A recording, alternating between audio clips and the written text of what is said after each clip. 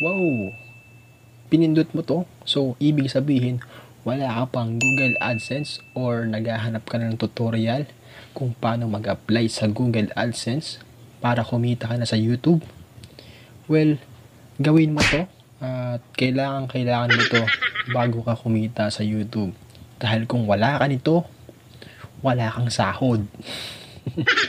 So kaya abangan mo to, tapusin mo to, wag mong i-skip at let's go na. Tuturo ko na sa iyo ng madalian lang.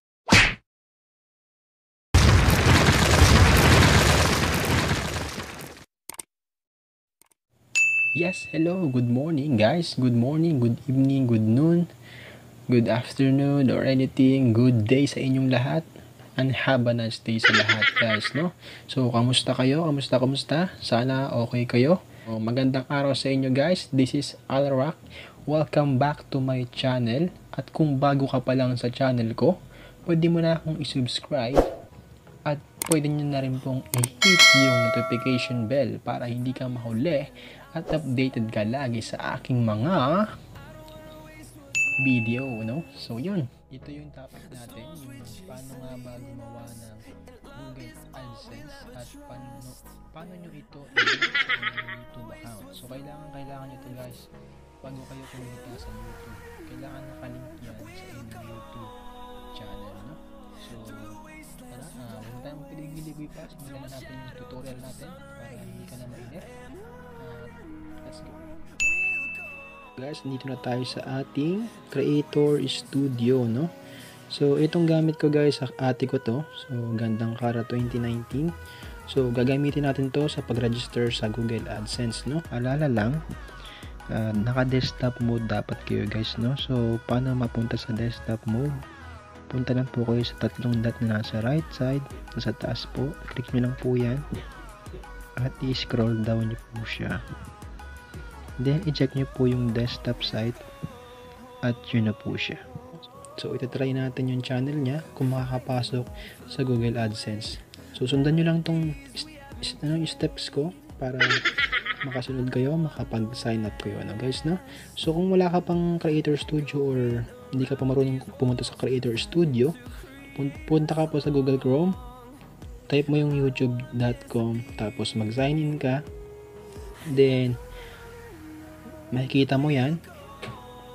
Basta ganito guys ang appearance nito, no? Google Chrome. Or kung yung page nyo ang lumabas guys, click nyo lang yung icon nyo, yung picture nyo dyan. Tapos Creator Studio. Click nyo yung Creator Studio, then mag-a-appear to, no? So sa gilid guys, hahanapin nyo yung channel.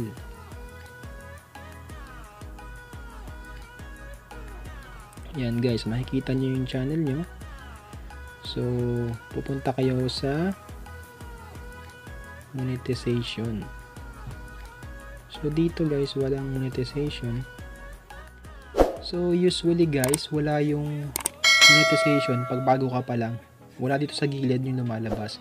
Kasi pag naka-register ka na or hindi pa minsan, lumalabas dyan yung monetization. So, ibig sabihin nito, siguro hindi ka pa nakapag-register kaya wala siyang monetization na lumalabas, no? So, makikita mo siya dito sa baba ng ayan po, yung uploading, katabi po siya ng monetization. I-click nyo lang po yung enable, no?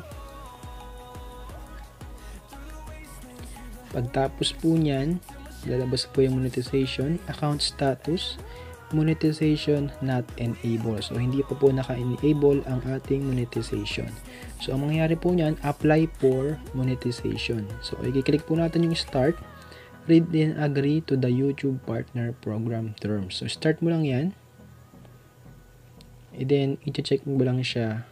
Pero, chine-check po natin lahat dyan para wala tayong problema sa lahat. Check natin, then accept.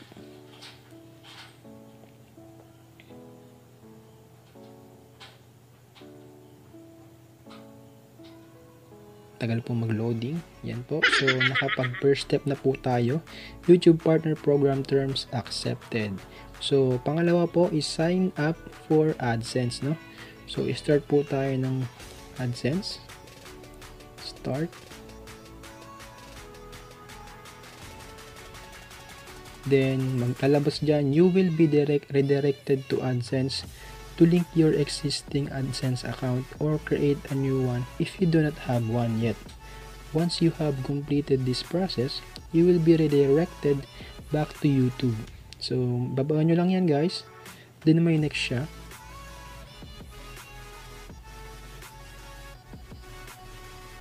Bagal ang data ko, no? So, choose account guys, no? So, ito yung choose ko, yung account ng ate ko.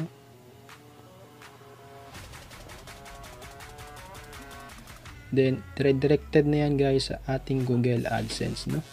So, ang mangyayari niyan, mag-sign up ka. Automatic yung channel nyo yan guys. Kung hindi pa, i-paste nyo lang po yung YouTube channel nyo dyan. So, ayun po, siguro ano na po yung URL of your site. Automatic po kasi, pag naka-sign in ka sa Creator Studio, tapos nag-sign up ka, automatic, ayun na po, automatic nandun na nyo po yung account, no? So, yan. Baba nyo lang po siya. Yes nyo lang. Yes. Then, select your country. So, ang country ko guys is Philippines na, diba? Philippines tayo, syempre. Philippines. Please review and accept our terms and conditions. So, i-review nyo daw. Accept nyo yung terms niya. Mas okay kung babasahin nyo yan guys. Mahaba-haba. So, yun. Accept natin siya hanggang baba. So, napakarami guys. Babasahin nyo yan para lalong-lalo nyo maintindihan. Okay? So, yes lang po. Yes, and then, create account guys. No?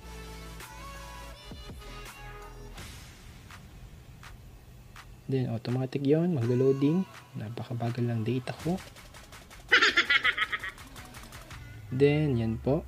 Ads made easy. We do the work so you don't have to. Automated ads on your site across all devices. Check lang yung arrow na right. And po, you're in control. Black ads you don't like. Customize where they appear and choose which type of ads fit your site. Okay. We're here to help you grow. Okay, get started guys. So, ayan guys, no? So, yun. So, ayun guys, mag-fill up kayo dyan. Fill upan nyo lahat para okay tayo dyan, ha? So, guys, pag okay na guys, pag naka-fill up nyo na yun, na-fill upan nyo na lahat yun, submit lang guys, no?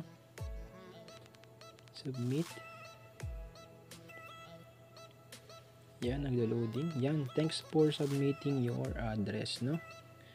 So, verify your phone number. AdSense requires a verified phone number for access. Use the international format A+.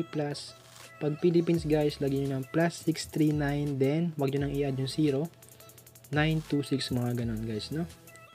Tapos guys, pag na-enter nyo na yung number nyo, syempre, pipili kayo kung text message or voice call yung gusto nyong ma-receive, no? So, text message yung pinili ko, then get verification code. Then, enter the 6-digit code we've sent you. So, yan. Lumabas yung code. 62621.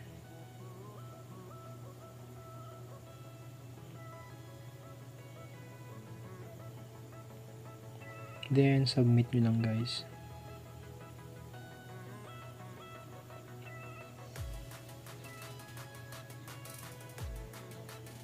Redirecting you to your host. Then, hintayin nyo yan guys. Mag-redirect siya sa inyong Google account or Google AdSense. Medyo mabagal lang yung data ko. Yun po. Ang bagal talaga ng data sa Pilipinas. Then, yun. Okay na po yung AdSense requested natin. So, dapat guys, naka-desktop site po tayo ha. Pag nag-register po tayo. So, i-click nyo lang po yung tatlong dot dito sa gilid. Then, scroll down nyo po. At i-check nyo po yung desktop site, no? So, yun guys. Punta na po tayo sa ating third step. Third step is set monetization preferences by telling us what types of ads to run. You could start earning money as soon as your channel is approved. So start tayo guys. Ayan po. So basahin natin yan. Ad formats, overlay ads, sponsor cards, skippable video ads. Yan po. So naka-check po yan lahat. Then isi-save natin, no? Save. And then okay na po siya. Makikita nyo na po yung inyong overall watch hours in the previous 12 months. Pero itong account na to, 1 month pa lang po ito. Kaya ayan po yung watch hours niya. Tsaka yung subscribers niya. 9 pa lang po. So okay po, diba? Sa ate ko po itong account. So syempre guys, yung bago tayo makasahod sa YouTube, may requirements tayong kailangan na gawin para makuha natin yung partnership ni YouTube, no? So sabi nga dito sa number 4, get review after reaching 4,000 watch hours in the previous 12 months and 1,000 subscribers po. So need natin ng 4,000 watch hours, which is 240,000 minutes po yun, no? Tsaka po 1,000 subscribers. So, yun po yung pinakang request ni YouTube, ni Google AdSense, para maging partner ka ni YouTube. So, okay na po tayo guys. Make sure po, i-completon muna natin itong 4,000 watch hours at yung 1,000 subscribers po. Wow, so yun guys, ayun na yun po yung tutorial natin. So, sana nakatulong ako sa inyo guys. May mga tanong ba kayo? May mga suggestion kayo? Pwede nyo pong i-comment sa baba. At kung may mga gusto niyo pa ko yung tutorial na gusto kong gawin, pwede po kayong mag-suggest. I-comment nyo lang sa baba. At kung nagustuhan nyo tong video na to guys, pwede nyo po akong i-like. I-like nyo po tong video na to. At i-subscribe nyo na po ako kung hindi nyo pa ako nasusubscribe. At i-hit nyo na rin po yung notification bell para hindi ka mahuli at updated ka lagi sa aking mga video. So maraming salamat guys. This is Alrock. Signing out for now because 12 AM 2 AM na pala nga guys, no? Madaling araw na guys, gumagawa tayo ng tutorial. So maraming salamat guys. Alrock is signing out.